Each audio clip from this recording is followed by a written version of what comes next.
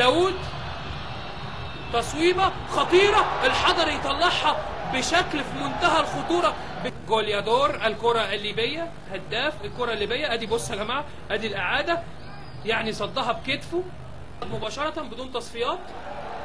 والمره الثانيه في 2006 ادي الفزاني، هجمه في منتهى الخطوره، بركات يتلعب الكوره، سعد ترجع مره ثانيه العرضيه منتهى الخطوره، برافو حكم. عامل جيم كويس حارس المرمى، لكن الرواني اللي لعب الرأسيه دي يا جماعه، الراجل بالفعل بسبع رئات طالع باكثر من ما بيلمسها، لكن مفيش يعني مفيش دائره فكريه ما بينه وما بين احمد حسن، ما قراهاش معاه، ما ربطش معاه، وراحت سهله كالمعتاد في ايد المحظوظ سمير عبود.